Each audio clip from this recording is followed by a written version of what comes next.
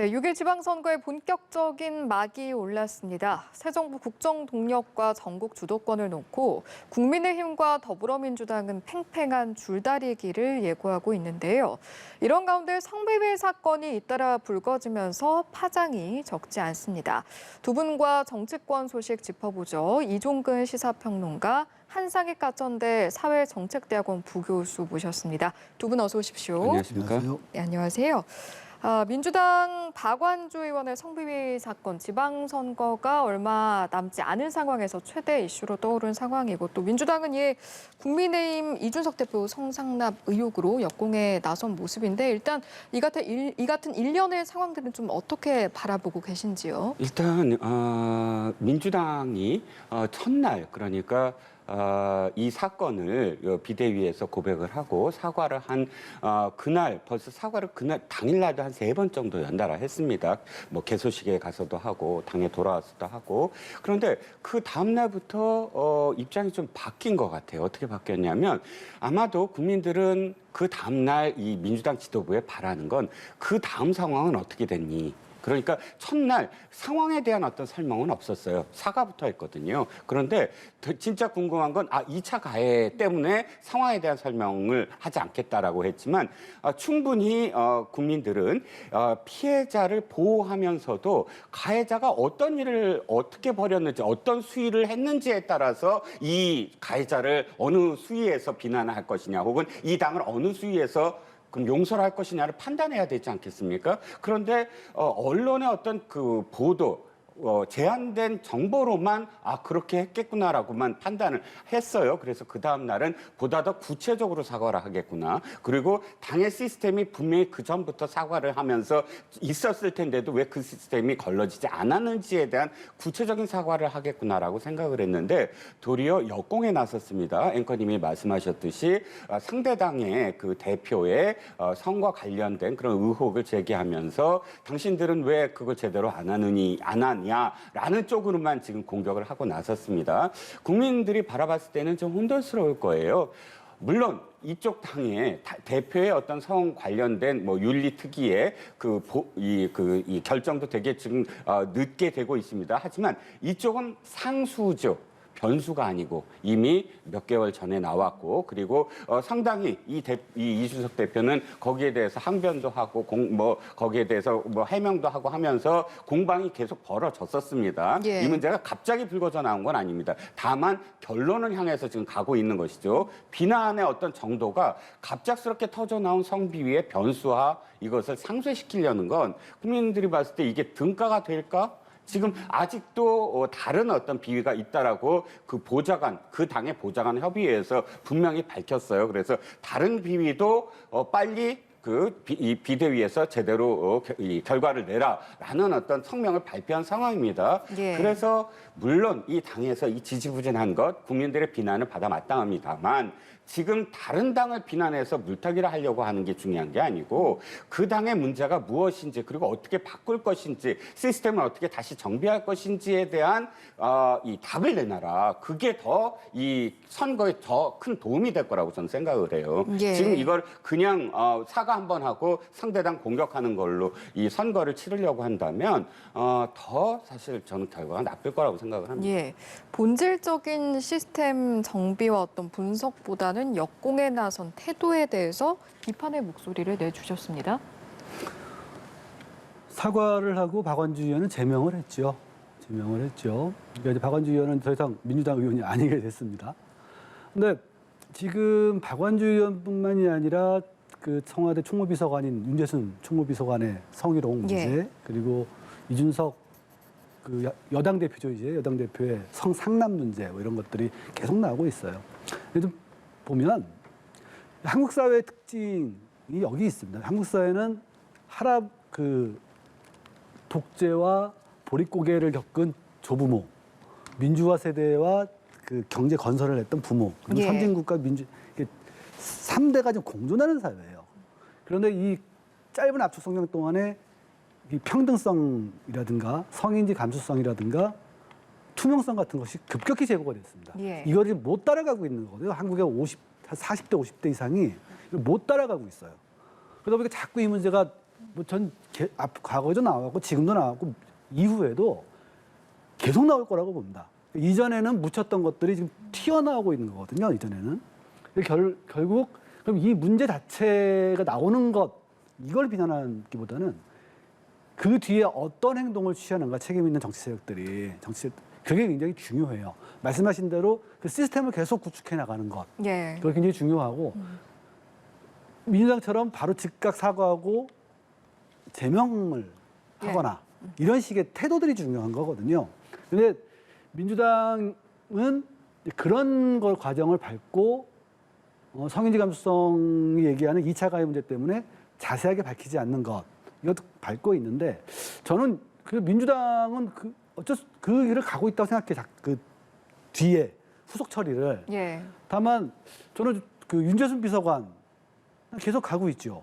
성희롱으로 경고를 2번이나 받았는데 그리고 어쨌든 당대표인 이준석 그 대표의 성상남 문제에 대해서 권성동 원내대표는 사생활 문제라고 그랬단 말이에요. 예. 이런 인식이 저는 오히려 더 문제라고 보거든요. 빨리빨리 문제를 대응하는 자세가 그 당의 성인지를 얘기를 해주는 겁니다. 예. 이런 부분에서 물론 박완주 의원의 문제가 상당히 영향은 미칠 거라고 봐요. 하지만 지금 대통령실이나 국민의힘이 사후 대응을 그러니까 유사한 사안에 사후 대응을 안 하고 있기 때문에 저는 이 양쪽에 대한 판단이 유권자들이 있지 않을까 좀 그런 생각이 좀 예, 듭니다. 양쪽에 대한 유권자들의 판단이라는 언급을 해주셨는데 그 말씀 해주셨으니까 저희가 바로 이제 6일 지방선거에 미칠 영향에 대해서 좀 함께 짚어보는 시간 갖도록 하겠습니다. 말씀해주신 윤재순 비서관에 대한 부분도 있고 또 저희가 앞서 짚어봤던 박완주 의원에 대한 부분도 있는데 지금 민주당에서 17개 광역단체 중에 목표라는 곳이 8곳이고 국민의힘은 9곳이거든요.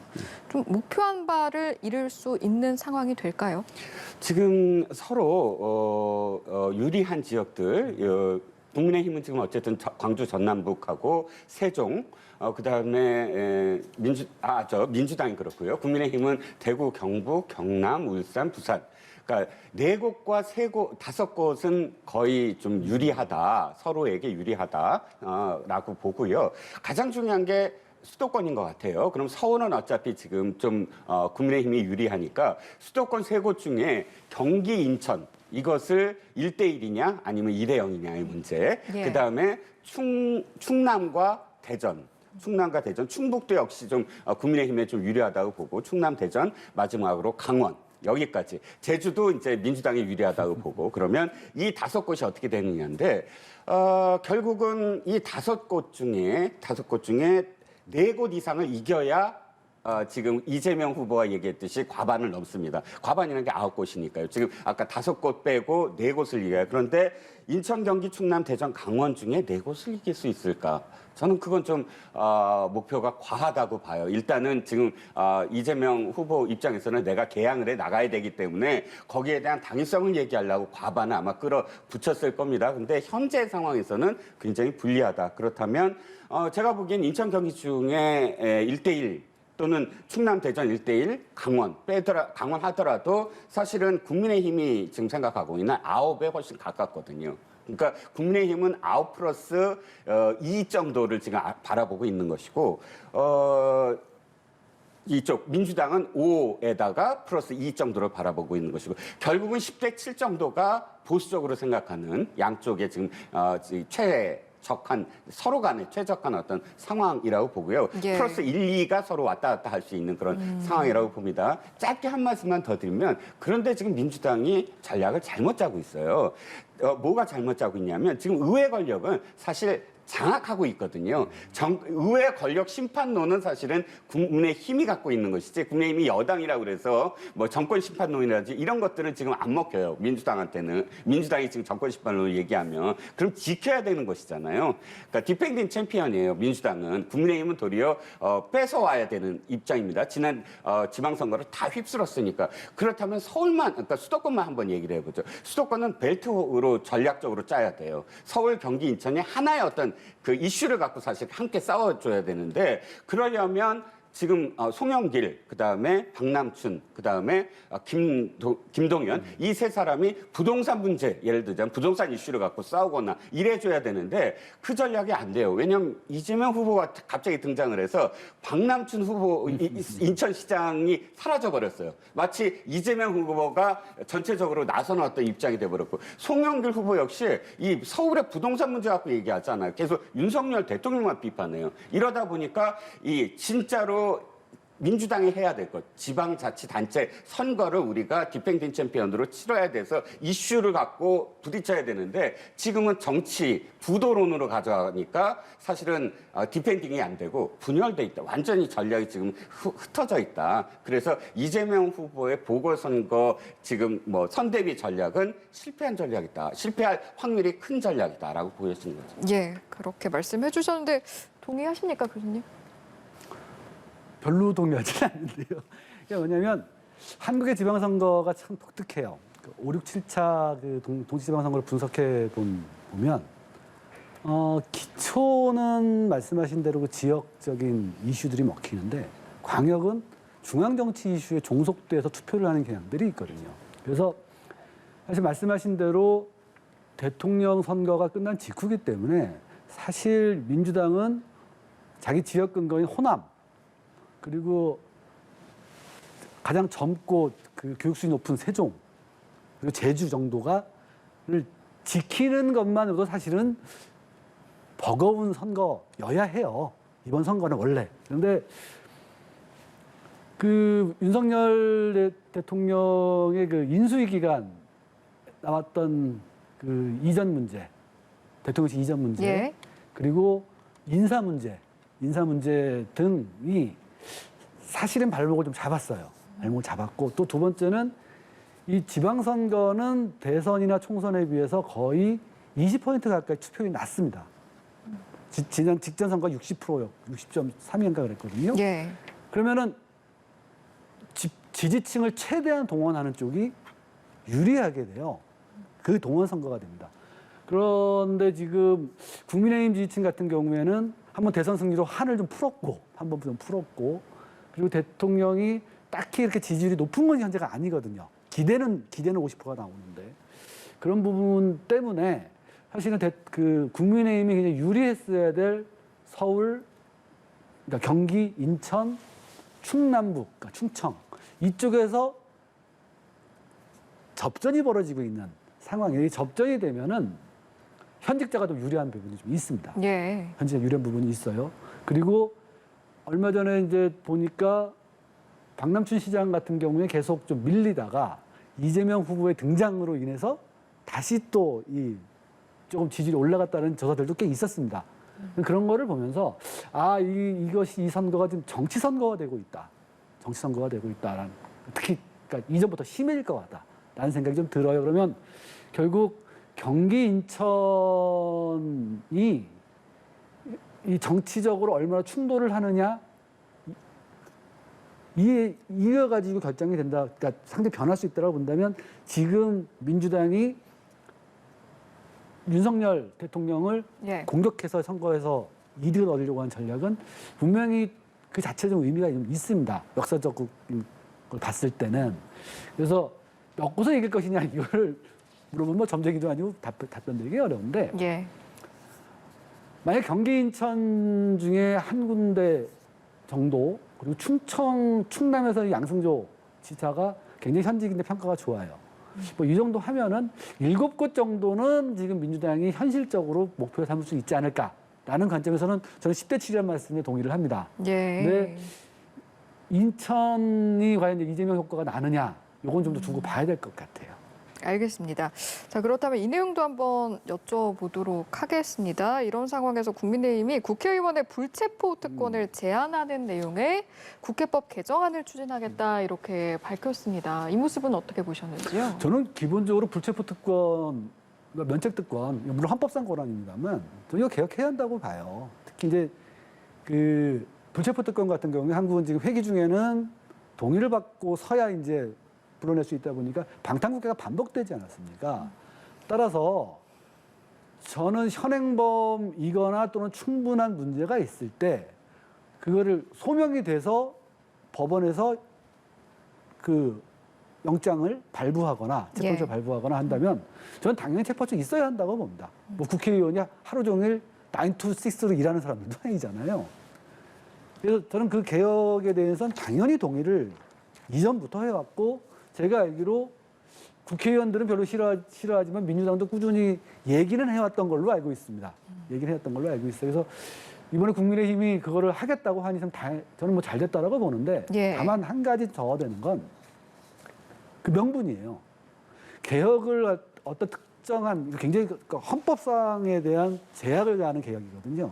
이런 경우에 그 이유를 정치적인 목적이나 또는 특정 개인이라는 걸 명분으로 삼아 갔을 때 개혁의 그 추동력이 급격히 사라질 우려가 있습니다. 예컨대 6월 1일 날 이재명 지금 후보가 개항해서 당선되거나 당선되지 않는다면, 예. 그럼 부체포 특권 법안을 갖다가 이미 당선됐으니까 그냥 넘어가든지, 이미 당선 안 됐으니까 자연인이니까 필요 없어서 안 할 수가 있거든요. 저는 그래서 이번 기회에 이재명 후보가 뭐 그런지 안 그런지 모르겠습니다만, 좀 국민의힘도 개인에 대해서 이런 걸 하지 말고 제도 개혁의 관점에서 이 면책특권, 불체포특권 얘기를 좀 다뤄줬으면 좋겠어요. 예. 여태까지 계속 모르쇠 했는데 이걸 정치적으로 활용하면은 또 이 개혁은 또 안 되거든요. 예. 그런 문제가 있다고 봅니다. 추진 자체는 동의는 하는데 명분이 중요하다 이런 말씀 해주셨어요? 네, 개인을 향해서 개인을 특정해서 법을 만드는 것에 대해서 저도 반대합니다. 뭐 조국 무슨 법, 뭐 누구 법, 한동훈 법, 무슨 추미애 법 다 이름을 붙여가면서 입법화하는 것, 그것은 그때의 이 어떤 정치적인 전략적인 어떤 상황이고요. 사실상 그것이 제대로 이루어진 적이 없습니다. 그리고 법의 정신이 특정한 사람을 겨냥해서 법을 만든다는 건 굉장히 법의 어떤 정신에도 위배되고요. 하지만 이번 건은 조금 다르다고 생각을 해요. 왜냐하면 일단 이재명 지금 인천 계양을 후보가 대통령 후보일 때 이미 공약에 정치 개혁을 해야 된다라고 하는 공약 속에 이 면책 특권을 특히나 불체포 특권에 대해서 폐지해야 된다라고 공약을 냈고, 물론 지금 보면 국민의힘은 정치적인 어떤 공격으로 갑니다. 지금 이 개항을에 나왔다라는 거 부각시키기 위해서. 하지만 교수님 말씀처럼 이번 기회에 그러면 이것을 받아들여야 돼요. 도리어 민주당이 이걸 특정인이다라고 거부하지 말고, 그래 그러면 받아들일게 하고 우리 더 크게 논의해보자. 이래야 민주당이 저는 훨씬 더 개혁적으로 보일 겁니다. 왜 지금까지 계속 이 불체포 특권을 앞장서서 얘기해왔고, 정세균 국회의장 시절에도 아마 그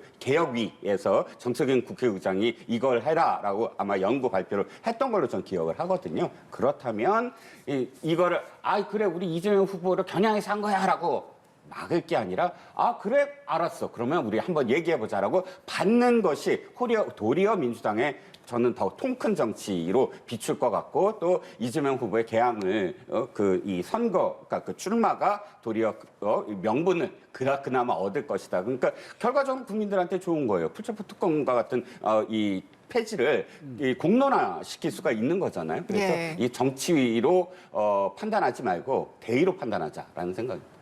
알겠습니다.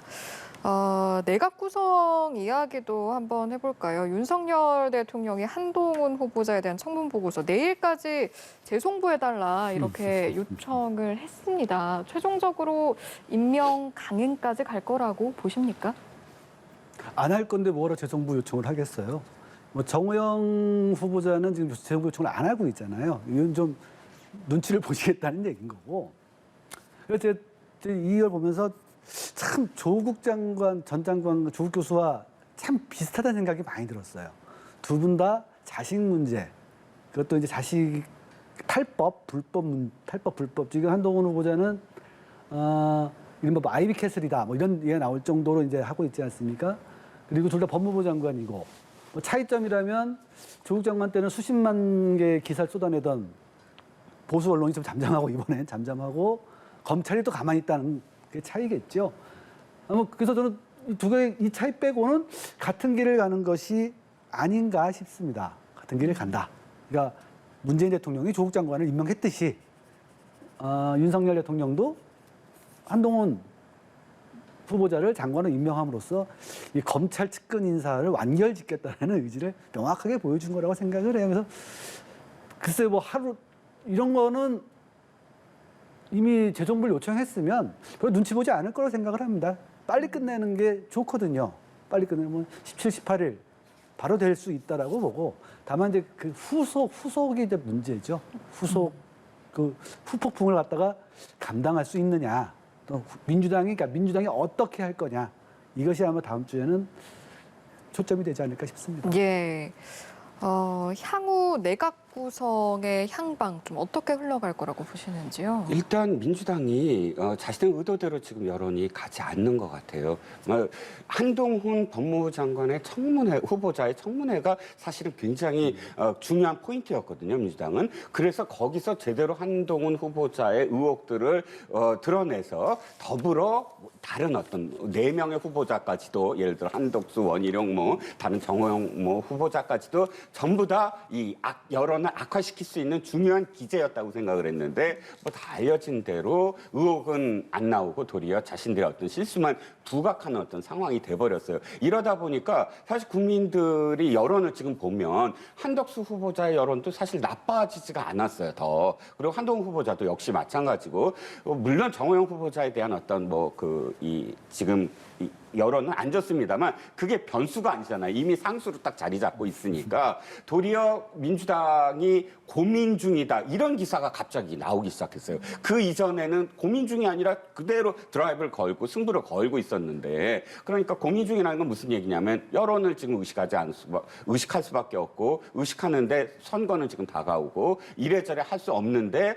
이러다 보니까 또 이쪽 입장에서는 대통령실 입장에서는 그대로 밀어붙여도 큰 어떤 여론에 악화되지 않는 상황을 지금 지켜보고 있거든요. 그래서 네. 전략적으로 한 사람, 두 사람씩 지금 계속 밀어붙여요. 박진 외교부 장관이나 혹은 이상민 행안부 장관도 사실 민주당에서 진짜 반대를 했거든요. 측근 중에 측근이다라는 이유로. 근데 그 두 사람이 이렇게 임명을 했는데도 불구하고 아주 연착륙됐어요. 이러니까 저는 앵커님의 질문에 딱 답은 뭐냐면 딱 박진, 이상민 두 장관 임명처럼 그렇게 스며든 그런 전략으로 선거 때까지 한 사람, 두 사람 이렇게 계속 임명하는 전략을 필 거다. 그런데 그럼에도 불구하고 민주당은 사실 그걸 대응할 수 있는 그런 전략이 지금은 없다. 다 한동훈 후보자 청문회 탓이다라고 생각을 합니다. 중간중간에 한덕수 국무총리 후보자 이야기도 나왔었는데 민주당의 경우 내일 의총에서 당론을 모으는 겁니까? 어떻습니까? 당론을 모으기는 쉽지 않을 거예요. 저는 논의를 해보겠다는 할 텐데 예. 이게 지금 항상 모든 그러니까 당과 당의 싸움은 칼을 서로 쥐고 있는 겁니다. 서로 쥐고 있는 건데 만약에 그 한동훈 후보자 장관 임명을 강행을 하면 민주당 입장에서는 참 골치가 아파요. 이거를 이 정도 됐는데도 한덕수 총리를 그냥 조용히 인준해 준다면 예. 말씀하신 대로 청문회에서도 약간 좀 바보 소리를 들었는데 자존심도 없는 정당이 돼버리는 거거든요. 그러면 정호영 후보자 낙마 정도로 할지 잘 모르겠어요. 이쪽에서 어느 정도 줄지. 다만 한동훈이라는 사람이 가진 그 상징성, 측근 인사, 검찰 인사 상징이 너무 크기 때문에 이 임명을 강행했을 때는 한덕수 총리 후보자를 저는 5월 달에 인준하는 건 좀 어렵다고 봅니다. 계속 본회의에 안 잡고 어차피 선거잖아요. 안 잡고 6월 1일 이후로 넘겨버릴 가능성이 높다고 생각을 해요. 네. 그리고 그때까지 민주당은 계속 그렇게 할 것이라고 봅니다. 그렇게 할 수밖에 없을 거예요. 한동훈, 정호영을 임명하면 우리는 더 이상 협조 못하겠다. 이런 강경한 자세를 취하면서 6월까지 가는 것. 내일 의총에서 그 정도의 얘기, 경고성 얘기가 나오지 않을까 이렇게 보고 있습니다. 예. 내일 주목할 부분 하나 더 있죠. 윤석열 대통령이 추경 관련 시정 연설을 할 예정인데 일단은 어떤 메시지가 나올지도 궁금하고요.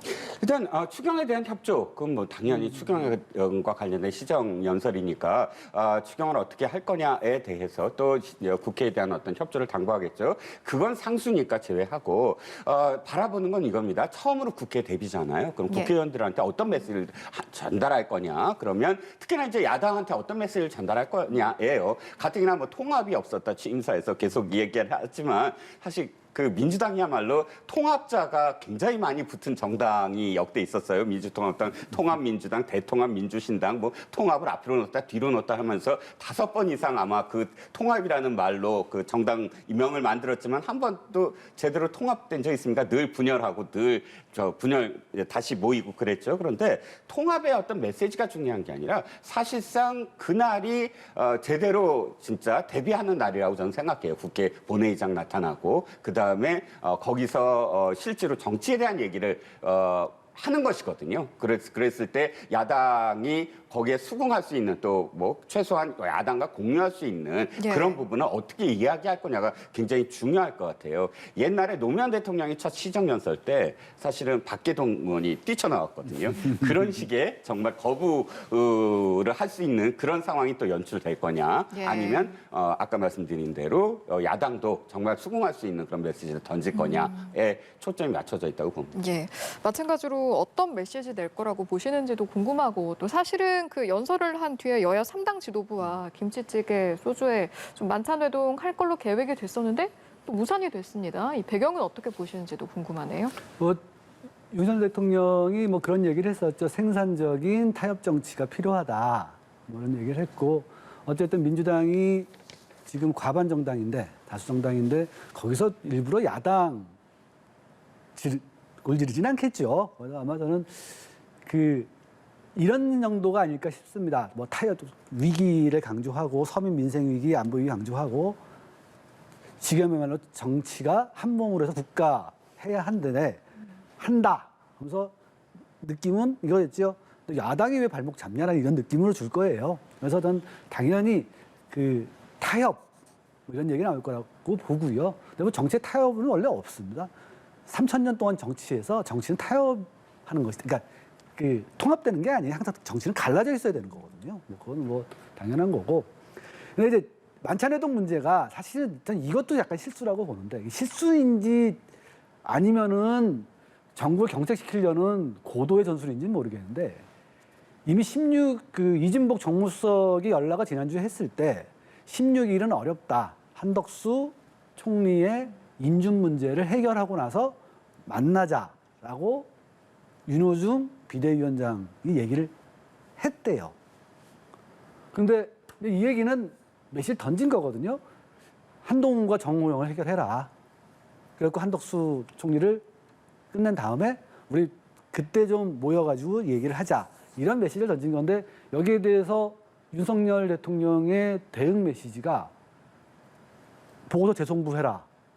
그리고 나서 김치찌개와 소주라는 얘기를 했어요. 저는 이 굉장히 윤석열 대통령이 뭔가 지금 국정 운영을 되게 사적인 걸로 생각하고 있는 게 아닌가 싶어요.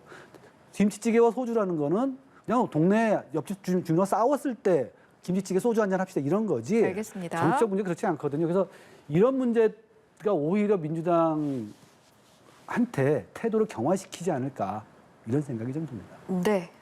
지금 시간이 많이 남지가 않아서 만찬 회동 무산에 대한 그 속은 어떻게 생각하시는지 간단하게 듣고 마무리하겠습니다. 네. 만약 이루어졌다면 굉장히 분위기가 좋았겠죠. 그런데 저는 무산될 거라고 생각을 했어요. 왜냐하면 선거를 앞두고 선거 직전에 야당 대표가 대통령하고 그런 만찬을 하면 지지자들이 가만 안 있을 겁니다. 대통령 부인과 그 야당 대표가 만찬장에서 조금 이렇게 담소를 나눴다고 해서 그렇게 불같이 화를 내는 지지자들이 이렇게 김치찌개와 소주를 먹었다고 한다면 당장 야당 대표 경질시켜 버릴걸요 아마. 그러니까 불가능하리라고 보고요. 뭐 이후에 뭐 정계 개편이 나올겠지만 어쨌든 선거 이후에는 이 장면이 꼭 다시 재현됐으면 하는 바람입니다. 예, 알겠습니다. 여기까지 듣고 마무리하죠. 지금까지 이종근 시사평론가 그리고 한상익 교수 두 분과 함께했습니다. 고맙습니다. 감사합니다.